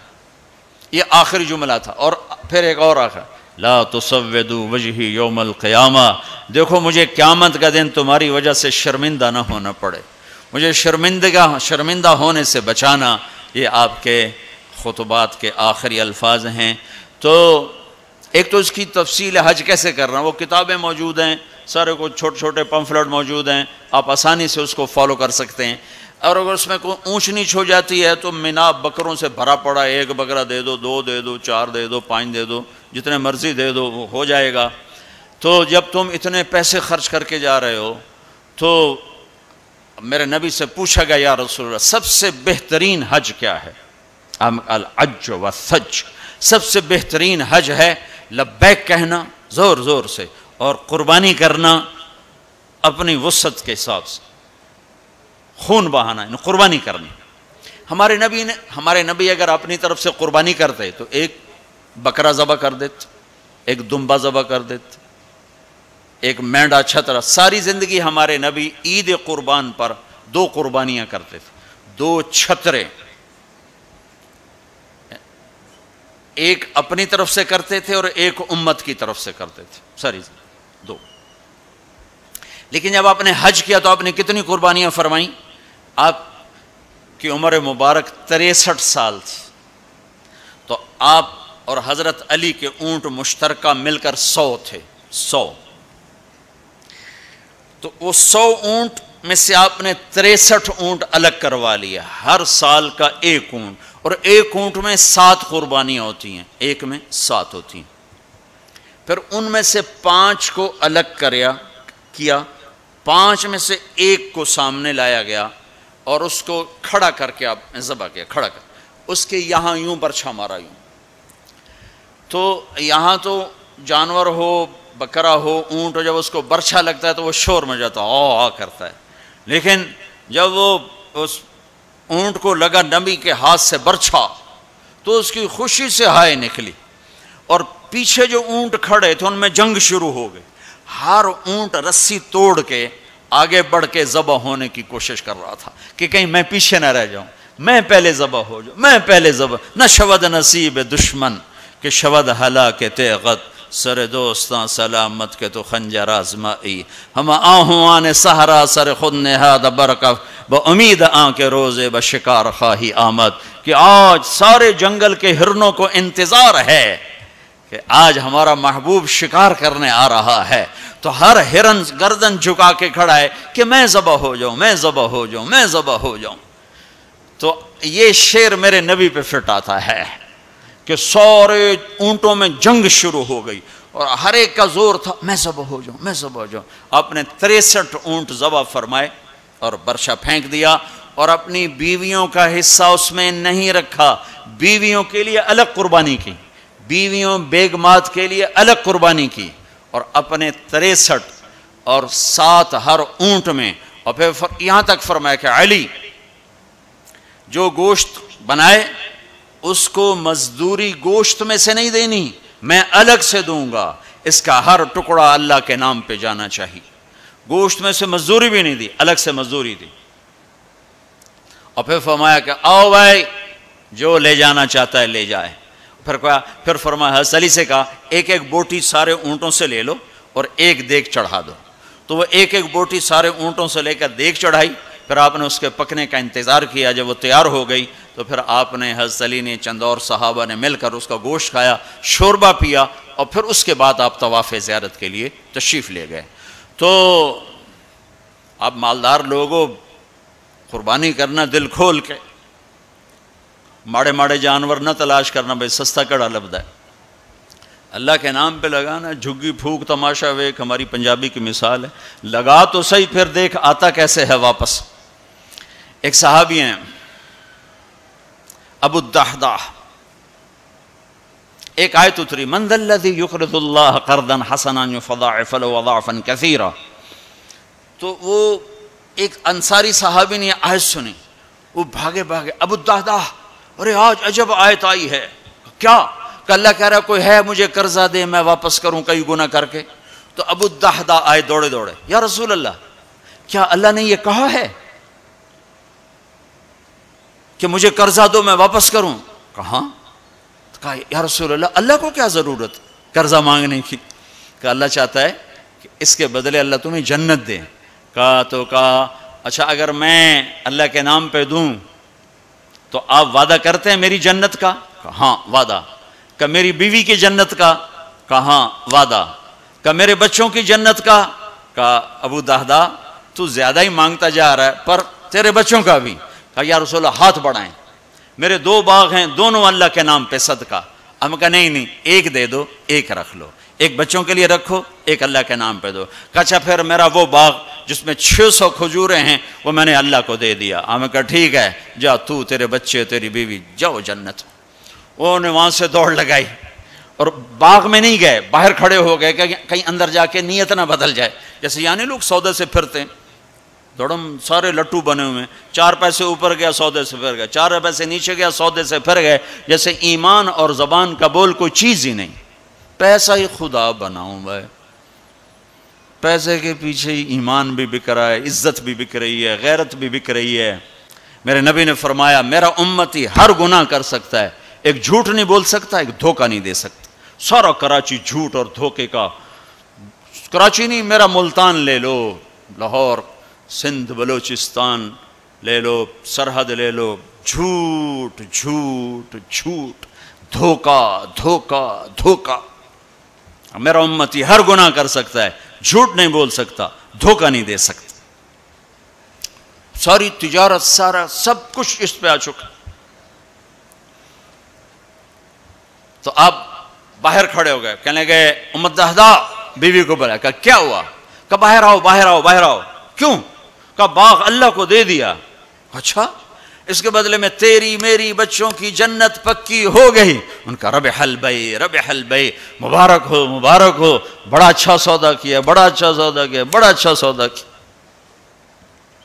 تو بھائیو گن گن کے رکھنے کے شوق نہ کرو، لگانے کا شوق رکھو، اپنے اوپر بھی لگاؤ، اللہ روکتا نہیں۔ کماؤ حلال، حرام نہ ہو، جھوٹ نہ ہو، سود نہ ہو، خیانت نہ ہو، جوا نہ ہو، سٹا نہ ہو، ذخیرہ اندوزی نہ ہو۔ تم سارے تاجر، کراچی کے نہیں پورے پاکستان کے تاجر عبد الرحمن بن عوف کی جیب میں آ جاؤ گے، جیب میں۔ عبد الرحمن بن عوف رضی اللہ عنہ جو 10 بڑے صحابہ میں ایک، آپ نے کہا ابو بکر جنتی، عمر جنتی، عثمان جنتی، علی جنتی، زبیر جنتی، طلحہ جنتی، سعد بن ابی وقاص جنتی، عبد الرحمن بن عوف جنتی، عبد الرحمن بن عوف، ابو عبیدہ بن جراح جنتی، سعید بن زید جنتی۔ یہ 10 ٹاپ 10 صحابہ ہیں، ان میں ایک عبد الرحمن ہے۔ جب ان کا انتقال ہوا تو 3 ارب 10 کروڑ 20 لاکھ دینار، کاغذ دے نوٹ نہیں، تو انہوں کہ میں بے وقوف بنا چھڑا سارے نے، کاغذ چاہ کر ٹورے ودن، کوئی سیٹ صاحب، کوئی میاں صاحب، کوئی شیخ صاحب، وہ نیرا کاغذ ہی کاغذ، انہوں کاغذ بھی واپس لے کے پلاسٹک دے چھڑے آئے، کارڈ ہے جی کارڈ۔ مطلب ہم کیسے بدھو بنے ہیں، کیسے بدھو بنے؟ ارے دولت سونے اور چاندی کا نام ہے، یہ کاغذ پہ ڈالر باڑے چلے جاؤ، ڈالر بھی لے لو، پاؤنڈ بھی لے لو، جو جتنے مرضی باڑے چو لے لو۔ تمہیں بے وقوف بنایا ہے دنیا کے بنیوں نے، تمہیں کاغذ پکڑا دیے، تم سے جائیدادیں لے لی، اور پھر کاغذ بھی واپس لے کر تمہیں کارڈ پکڑا دیے۔ وہ فن لینڈ سے واپسی ہو رہی تھی تو وہ ہمیں بڑا کمرہ چاہیے تھا، وہ کمرہ چھوٹا تھا، وہ کروز تھا، یہ جو بڑے بڑے بحری جہاز چلتے، تو ہمیں کمرہ چھوٹا ملا۔ تو میں نے کہا یار کوئی بڑا کمرہ، تو ہماری جماعت بڑی ہے تو کوئی بیٹھنے کی ہو کوئی سونے کی ہو، تو ہم وہاں گئے کاؤنٹر پر، تو اس نے کہا جی آپ 2500 کراؤن دے دیں تو ہم آپ کو کمرہ دے دیتے. ہم نے کہا لے لو. کہا نہیں ہم پیسے نہیں لیتے. کیا لیتے ہیں؟ کارڈ. وہ کہا بھئی پیسے تو زیادہ. ہم کہا نہیں کارڈ لیں گے. اب ہمارے تو پاس کارڈ نہیں تھے، تو سویڈن کا ایک ساتھی ہمارے ساتھ تھا، تو اس نے اپنا کارڈ دیا، تو انہوں نے وہ اس کو کراس کیا، تو اس میں انہوں نے ہمیں بڑا کمرہ دے دیا. تو تمہیں تو پاگل بنیا دنیا کا سب سے بڑا بنیا، تمہیں کاغذ دے کے تمہیں سیٹ صاحب بنا دیا، شیخ صاحب بنا دیا، پتہ نہیں کیا کچھ بنا دی. اور عبد الرحمن جو چھوڑ کے مر رہے ہیں وہ کاغذ نہیں 3 ارب 10 کروڑ 20 لاکھ دینار. ایک دینار 4.5 ماشے کا ہوتا تھا. اور ایک ماشا میں نے سنار سے پوچھا کتنے کا ہوتا ہے؟ انہوں نے کہا 5000 روپے کا ماشا چل رہا ہے. اب اس کو تم ضرب تقسیم کر کے دیکھ لو کہ عبد الرحمن کتنا چھوڑ کے دنیا سے تشریف لے گئے تھے. ہم نے کہا عبد الرحمن تاجر الرحمن. عبد الرحمن یہ رحمان کا تاجر ہے، رحمان کا تاجر ہے. اتنی بڑی تجارت کی کہ میری تجارت کے 4 اصول تھے. آپ میں تاجر بھی ہوں گے بڑے بڑے. میری تجارت کے 4 اصول رہے. کبھی ادھار نہیں خریدا. نمبر 1. تمہاری ساری مارکیٹ نکل گئی، اس پہلی شرط ہی ساری مارکیٹ آؤٹ ہو گئی. کبھی ادھار نہیں بیچا، جڑے 2-4 رہ گئے وہ بھی بچوں نکل گئے. کبھی ادھار نہیں خریدا، کبھی ادھار نہیں بیچا. جس نے ادھار خریدا بھی ہو اور ادھار بیچا بھی ہو، ان کو دی رات نیند آ سکتی. لین والے سر تے چڑھے ہوں، دیون والے لکے ہوئے ہیں، کدے جاوے؟ نہ بیوی اچھی لگے نہ بچے اچھے لگے. تو جس نے نقد خریدا نقد بیچا ہو تو آرام نال ستا بوجھے پیسے بوجھے چین کسے کو نہ لونا نہ دیونا. تو میں نے کبھی ادھار نہیں خریدا، میں نے کبھی ادھار نہیں بیچا، میں نے کبھی سٹاک نہیں کیا. میں نے زندگی بھر کبھی سٹاک نہیں کیا کہ بڑھ جائے پروفٹ تو پھر بیچوں، جب پروفٹ ملا فوراً بیچ دیا. میں نے کبھی سودے کا عیب نہیں چھپایا، میں نے کبھی سودے کا عیب نہیں چھپایا. میرا ایک عزیز کہنے لگا جی مجھے یہ کپڑا مارکیٹ فیصل آباد میں کسی تاجر سے میری بات کرا دے، میں ذرا کپڑے کا کام سیکھ لوں. میں نے ایک سے کہہ دیا، اس نے کہا جی بھیج دو. ہفتے بعد وہ بچہ واپس آیا. اس بچے کے 4 مہینے تبلیغ میں لگے ہوئے تھے. میں نے کہا واپس کیوں آ گئے ہیں؟ کہ جو تھا پہلا کام میں سکھائیں دن کہ عیب لکاونا کی میں پہلے یہ سکھاتے ہیں کہ عیب چھپانا کیسے. میں کہا چنگا کیتا ہی واپس آ. تو عبد الرحمن جیسے تاجر بنو. ادھار نہیں، ادھار لینا منع نہیں ہے، ادھار دینا منع نہیں ہے. ہاں چین سکون کے لیے، تاکہ تو انہوں گولیاں نہ کھاونیاں پڑ. نیندرہ چڑیوں کتھے رہ گئیں. ایک اربوں پتی آدمی کی بیگم کا فون ہے، مولانا میں دنیا کی بدقسمت ترین عورت ہوں. میں نے کہا کیا ہوا؟ ساری رات نیند نہیں آتی، ساری رات نیند نہیں آتی. اپنی تجارت میں کسی کا حق نہ مارو، کسی سے جھوٹ نہ بولو، وعدہ کر کے زبان سے نہ پھرو، وعدہ کر کے زبان سے نہ پھرو. اپنے سودے میں کو ہیرا پھیری نہ کرو. اس میں کچھ مسئلہ ہے تو بتاؤ. یہ ایک تاجر میرا یہ بیان سن رہا تھا، یہ گاڑیوں کا، پشاور کا تھا، بیان کہیں اور ہو رہا تھا. ہماری جماعت گئی پشاور، تو اس کا سب سے بڑا شو روم ہے پشاور میں. تو مجھے لے گیا، تو ایک گاڑی کھڑی تھی ٹویوٹا. کہنے لگا مولانا یہ گاڑی آپ کی وجہ سے 1 سال ہوا ہے نہیں بکی. میری وجہ سے؟ میں تو آج پہلی بار آیا. کہ آپ کا بیان سنا تھا کہ سودے کا عیب بتاؤ. تو یہ گاڑی اتارتے ہوئے، نئی گاڑیاں بیچتا ہے، پرانی نئی گاڑی کا. بعض گاڑیاں جب اتار رہے ہوتے ہیں تو کہیں نہ کہیں سے لگ جاتی ہیں، پھر ہم اس کو پینٹ پونٹ کر کے کہتے ہیں بالکل فریش ہے. تو یہ گاڑی لگ گئی تھی. تو اب جو آتا ہے میں اس کو بتاتا ہوں یہاں سے لگی تھی، ہم نے پینٹ کیا، کہتے چھوڑو سن ہور دے ہو. کہ 1 سال ہو گیا. میں کہا چل میں خریدار ہوں مجھے دے. کہا نہیں تیرے سے میں نہیں ڈالتا. تو ہماری جماعت وہیں تھی. 1 ہفتہ نہیں گزرا تھا کہ اس کا فون آیا کہ وہ میری گاڑی بک گئی. اتنا ہی اللہ دیکھتا ہے، تھوڑا سا دیکھتا ہے بھائی کچا ہے کہ پکا ہے. تو صرف حج کر کے گناہ نہ بخشواؤ، سچی تجارت کر کے گناہ بخشواؤ. میرے نبی کا فرمان ہے، جو صبح سے شام تک بچوں کو حلال کمانے کے لیے تھکتا ہے اور تھک کے شام کو گھر جاتا ہے، اس کے اس دن کے سارے گناہ معاف ہو جاتے۔ تو بھائیو بہنوں، دین کا دوسرا حصہ ہے اللہ کے بندوں کے ساتھ حسن سلوک، ماں باپ کے ساتھ، بیوی کا خامند کے ساتھ، خامند کا بیوی کے ساتھ۔ اس زبان نے وہ آگ لگائی ہے کہ پوری دنیا میں جو آگ زبان نے لگائی ہے اتنی پیٹرول اور گیس سے بھی آگ نہیں لگتی۔ تو میں آپ سب سے اخلاق کے معاملے میں ایک بات، اس زبان کی حفاظت کرو، اس سے جھوٹ نکال دو، غیبت نکال دو، گالی نکال دو، دل آزاری نکال دو، دل شکنی نکال دو۔ جو کر جائیں سہ جاؤ، چپ کر جاؤ، پی جاؤ۔ میرے رب کی قسم، بڑے بڑے ولی ابدال تمہاری گرد کو نہیں پکڑ سکے گی۔ جس نے زبان کی حفاظت کی اسے کوئی پکڑ نہیں سکتا، وہ اتنی تیز رفتاری سے نکلے گا۔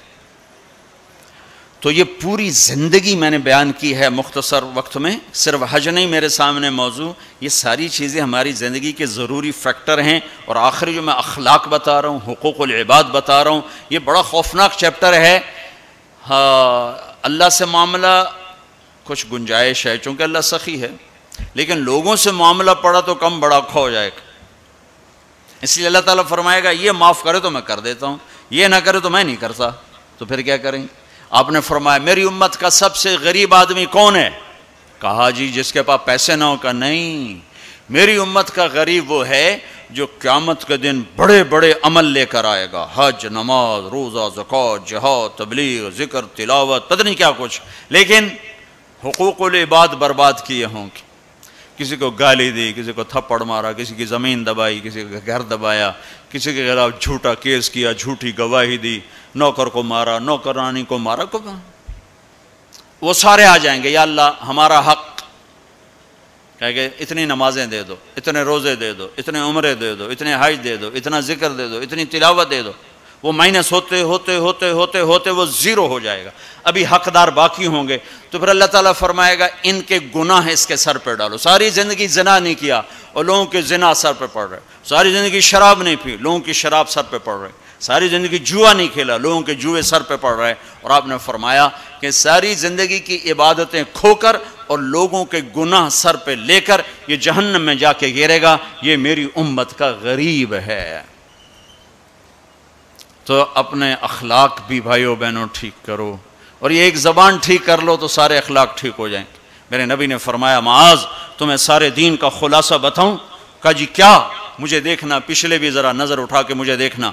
معاذ تمہیں سارے دین کا خلاصہ بتاؤں؟ انہوں نے کہا جی کیا؟ تھا آپ نے کہا یہ ہے، تم بھی دیکھ لو بھائی،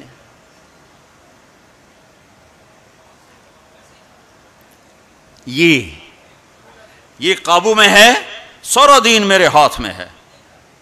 یہ قابو میں نہیں ہے تو ہر شے ہاتھ سے جا رہی ہے، جا رہی ہے، جا رہی ہے، جا رہی ہے۔ لہذا سہنا سیکھو، سہنا سیکھو۔ گھر ٹوٹ رہے ہیں، طلاقوں کی ریشو بڑھ رہی ہے کہ سہنا نہیں سکھایا ماں باپ نے۔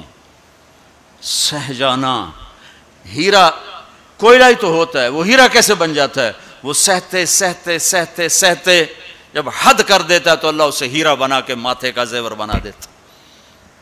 تو سہنا سیکھو، برداشت کرنا سیکھو، اپنے بچوں کو سکھاؤ، خاص طور پر بیٹیوں کو سکھاؤ کہ ہمارا سسرال 100% ظالم معاشرہ ہے۔ میں بڑے درد سے یہ بات کہہ رہا ہوں کہ چاہے وہ دیندار لوگ ہیں چاہے دنیا دار لوگ ہیں، سسرال کا ظلم ایک عجب داستان۔ لوگ بھتہ خوری کو، ہاں بھتہ خوری ظلم ہے اور ڈاکہ ظلم ہے، قتل ظلم ہے، یہ جو ظاہری ظلم نظر آتے ہیں۔ ایک ظلم وہ ہے جو میں سنتا ہوں، جب کوئی آدمی دین میں شہرت کر لیتا تو پھر لوگوں اپنے مسائل، حضرت یہ ہو گیا کوئی بتا دیں، حضرت یہ ہو گیا کوئی بتا دیں۔ تو بچیوں کے آنسو اور ان کی ہچکیاں سن سن میرا تو کلیجہ ہی جل کے رہ گیا کہ جو سسرال میں ظلم ہو رہا ہے اسے کہاں سے تولوگے؟ ایک عورت جب ماں ہوتی ہے تو ایک سراپا رحمت ہوتی ہے، وہی عورت جب ساس بنتی ہے تو سر سے لے کر پاؤں تک وہ ایک آگ بن جاتی ہے، پتہ نہیں کیوں۔ تو اپنی بچیوں کو صبر سکھاؤ، یہ بھی سکھاؤ کہ بیٹی بس زبان بند رکھنا، سہ جانا آہ نہ کر لبوں کو سی، عشق ہے دل لگی نہیں، سینے پہ تیر کھائے جا، آگے قدم بڑھائے جا۔ آگے بڑھنے کا راستہ ہے، زبان سی لو، لب سی لو، زبان تالو سے لگا لو اور لوگوں کے سہتے جاؤ سہتے جاؤ۔ میرے رب کی عزت کی قسم، عزتیں تمہارے غلام بن کر آئیں گی، اللہ کی رضا کا تاج تمہارے سر پہ سجایا جائے گا، عزت کے سہرے اللہ کا نبی تمہارے گلے میں ڈالے، تمہارے ماتھے کو روشن کیا جائے گا۔ سہنا سیکھو، سہنا سیکھو۔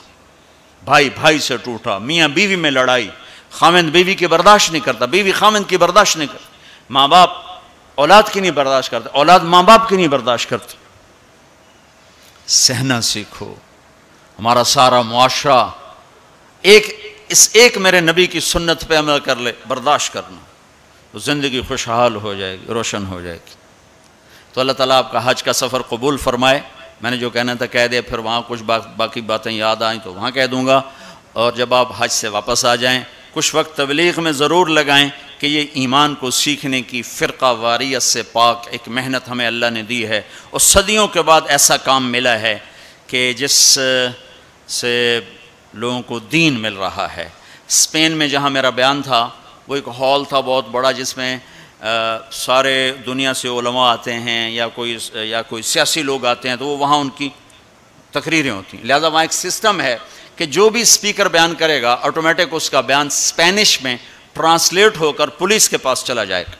تو میں نے وہاں بیان کیا، تو رات کو لیٹ نائٹ ایک ساتھی ہے کہ جو چیف پولیس ہے، یعنی ڈی آئی جی سمجھ لو، وہ کہتا ہے کہ میں نے آپ کے اس عالم سے ملنا ہے، میں ان سے ملنا چاہتا ہوں۔ تو میں نے کہا ٹھیک ہے مل لیتے ہیں۔ تو 2 دن کے بعد ہماری ملاقات ہوئی۔ وہ کہنے لگا کہ جو باتیں آپ نے کی ہیں ہم نے کبھی زندگی میں سنی نہیں، ہمارے پاس تو ہر چیز آتی ہے، آپ نے اسلام پیش کیا ہے، آپ نے انسانیت کو پیش کیا ہے۔ یہ ایک غیر مسلم کہہ رہا ہے، غیر مسلم، کہ اگر ہر آنے والا اسکالر ایسے ہی بولے جیسے آپ بولے ہیں تو ساری دنیا میں امن قائم ہو جائے گا۔ میں آپ سے درخواست کرتا ہوں آپ سال میں 2 دفعہ اسپین آیا کریں، 2 دفعہ۔ میں کہا بھائی ذمہ داراں دا بوجھا ویلا ہوندا ہے، ایڈے میرے کول ٹکٹ فالتو کوئی نہیں، کیوں یہ تو تمہیں سنا رہا ہوں۔ میں نے کہا اچھا جی میں انشاءاللہ آیا کروں گا، سال میں 2 دفعہ۔ کہ آپ سال میں 2 دفعہ آئیں۔ آپ کی باتوں کی صرف مسلمانوں کو ضرورت نہیں ہے، ہماری قوم کو بھی ضرورت ہے جو باتیں آپ نے کی۔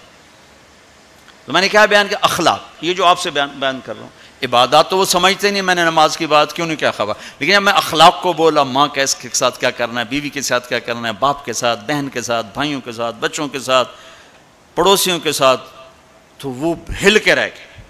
وہ پونا گھنٹہ میرے پاس بیٹھا ہے۔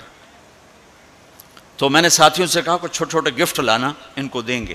جب وہ مجلس ختم ہوئی تو میں نے وہ تھے یہ اپنا خوشبو تھی، تو میں نے کہا ہمارے نبی کی سنت تھی جب کوئی اہم لوگ آتے تھے تو آپ ان کو ہدیہ دیتے تھے، تو میں اپنے نبی کی سنت میں آپ کو یہ گفٹ کرتا ہوں۔ تو تینوں کھڑے ہو گئے، انہوں نے کھڑے ہو کر وہ مجھ سے وصول کیے، اور پھر جب وہ گئے تو میرے سامنے نہیں، دوسرے سے کہا کہ ہم اور بھی مسلم اسکالر سے ملے ہیں، ہمیں کسی نے اتنی عزت نہیں دی جتنی آپ کے اس ساتھی نے دی ہے۔ تبلیغ والوں نے ہمیں سکھایا کہ سب کو عزت، نفرتیں سوائے تباہی کے اور کچھ